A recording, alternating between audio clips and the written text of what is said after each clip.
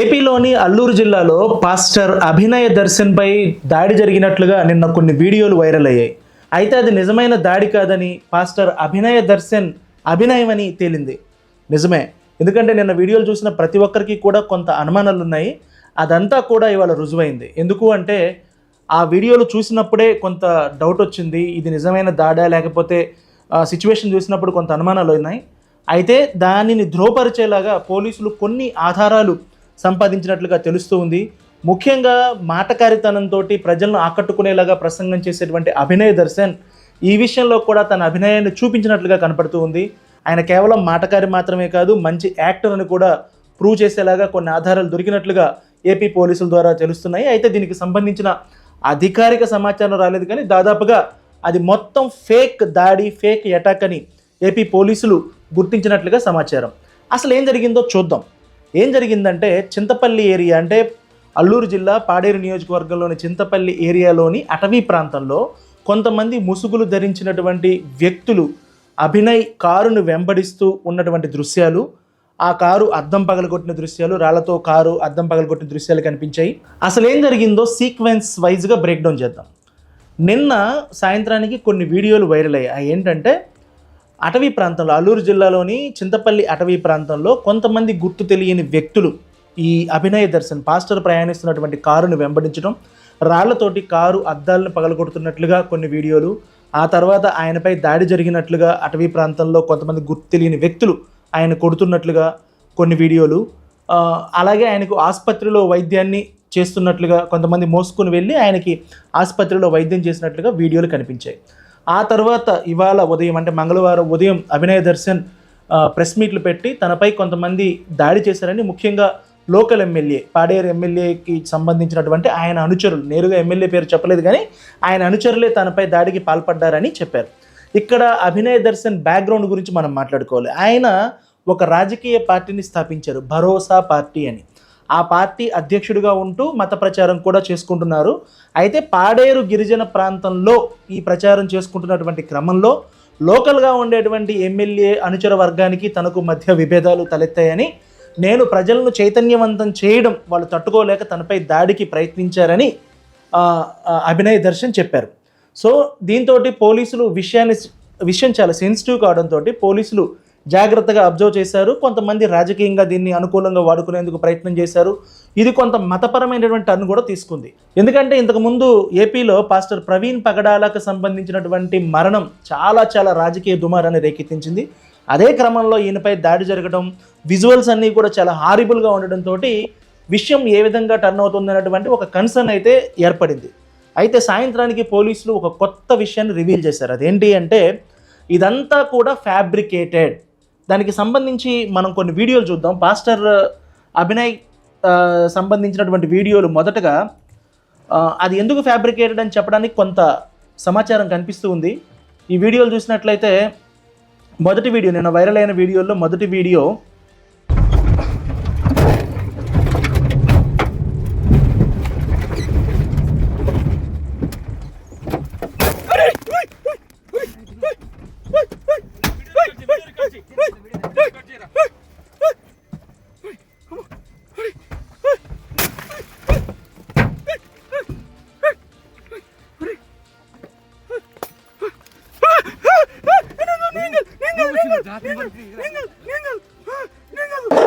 ఇక్కడ మీరు చూడొచ్చు. ఈ వీడియోలు చూస్తే ఒక వీడియో 1 నిమిషం 39 సెకండ్లు ఎంతో ఉంది. దాని దగ్గర మనం చూసినట్లయితే నడుచుకుంటూ వెళ్తున్నారు. ఆయన బట్టలు కూడా చిరిగిపోలేదు, ప్యాంటు షర్టు అన్నీ బాగానే ఉన్నాయి. వెంటనే కట్ చేస్తే కారు చూపించారు. అంతేకాదు ఈ వీడియోలో మొదట కారుపై దాడి చేస్తున్నట్టుగా కొన్ని విజువల్స్ కనిపించాయి. కారుపై దాడి జరుగుతున్నప్పుడు కారు లోపల నుంచి ఒకరు వీడియో తీశారు. ఆ తర్వాత ఆ వీడియో ఏమైందో దానికి సంబంధించినటువంటి కంటిన్యూషన్ అనేది ఎక్కడ. సో ఆ వీడియోలు చూసినప్పుడే కొంత అనుమానాలు వచ్చాయి. కాకపోతే నిర్ధారణ కాకుండా కామెంట్ చేయలేం కాబట్టి ఏమీ మాట్లాడలేదు. నిన్న జరిగిన దాంట్లో కొంత అయితే అనుమానాలు ఉన్నాయి. దాని తర్వాత ఇవాళ ఏం జరిగింది అంటే ఆయన వాయిస్ లాగే ఉంది. ఆయన వాయిస్ నోట్లు ముఖ్యంగా కొంతమందికి చెప్పి ఒక నిర్మానుష్య ప్రాంతంలో ఒక గుట్ట దగ్గర తనపై అటాక్ ఆయనే ప్లాన్ చేసుకున్నట్లుగా వీడియోలు ఉన్నాయి, కావాలంటే మీరు వినండి. ఉండిగడ్డ దాటిన తర్వాత ఇంకొంచెం ముందుకు వస్తే క్రెయిన్తో కొండను దోవిన మట్టి కనపడిద్ది. ఆ మట్టి కాడ నుంచి ఇంకొంచెం ముందుకు వస్తే లెఫ్ట్ సైడు మట్టి రోడ్డు కనపడిద్ది లోపలికి. మట్టి రోడ్డు లోపలికి వెళ్ళండి. ఈ లోపల మేము వస్తాం. కారు దూరం ఆగిద్ది. తర్వాత ఇంకా నేను వచ్చి మీకు ఒక 2 నిమిషాలు ట్రైనింగ్ ఇస్తా. ఇంక ఎట్ట చేయాలా ఏందనేది చూద్దాం. బీరు బాటిల్ ఏమైనా ఉంటే ఒక 2 3 ఎతకండి, ఎందుకంటే పొడవాలి కదా. వాసు, మెసేజ్లు చూస్తున్నావా లేదా? నాకు అర్థం కావట్లా. చూసి మరి రిప్లై ఇవ్వు. వాన పడుతుంది. వాన పడితే మనకు ప్లస్, అంటే బైకుల వాళ్ళు నడిచే వాళ్ళు ఎవరు రారు కాబట్టి కంటెంట్ చేసుకొని మనం హ్యాపీగా వెళ్ళిపోవచ్చు. ఆడియోలు విన్నారు కదా. ఇంకొక అబ్జర్వేషన్ ఉంది, ఇది కూడా లోకల్గా ఉండేవాళ్ళు సోషల్ మీడియాలో షేర్ చేశారు. ప్రవీణ్ కుమార్పై అటాక్ జరిగిన తర్వాత ఆయన అనుచరులో లేకపోతే సహచరులో దగ్గరలో ఉన్నవారో ఎవరో వచ్చి ఆయన్ని పైకి తీసుకెళ్ళి ఆయనకి సపరీలు చేసే క్రమంలో ఒక పిల్లాడు వైట్ షర్ట్ వేసుకున్నటువంటి ఒక గిరిజన యువకుడు కనపడ్డాడు. అప్పటి వరకు బాగానే ఉన్నారు. ఆ తర్వాత నెక్స్ట్ వీడియోలో అతను కూడా స్పృహ తప్పి పడిపోయి అతని మీద కూడా దాడి జరిగినట్లు కనిపిస్తుంది. అప్పటి వరకు ఆయనకి సపరీలు చేసినటువంటి కుర్రాడు సడన్గా ఎలా స్పృహ తప్పి పడిపోయారు, ఆయన మీద ఎవరు దాడి చేశారు, ఆ వీడియో ఎవరు తీశారు, ముందు తీసిన వీడియో ఎవరు తీశారు, సెకండ్ తీసిన వీడియో ఎవరు తీశారు, ఇవన్నీ కూడా చూస్తే అది మొత్తం ఒక స్క్రిప్టెడ్ లాగా అనిపిస్తుంది.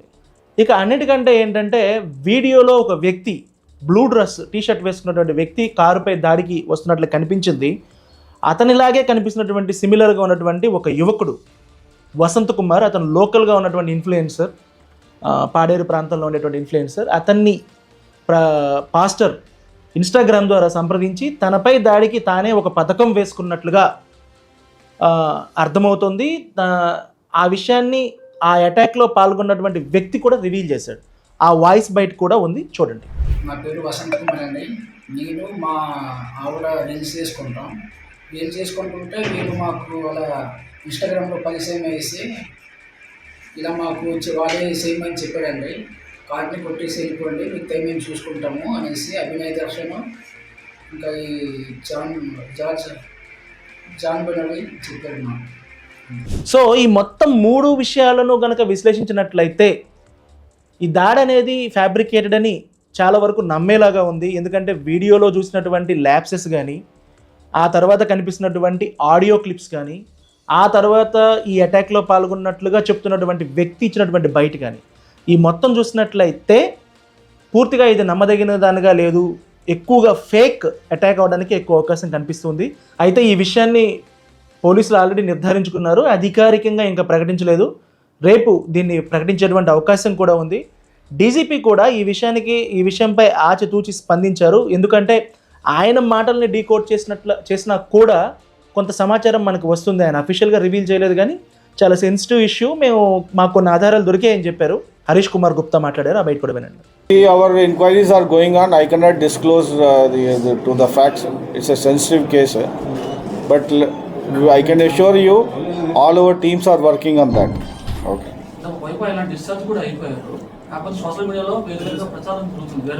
So I cannot discuss with you the investigation part of it.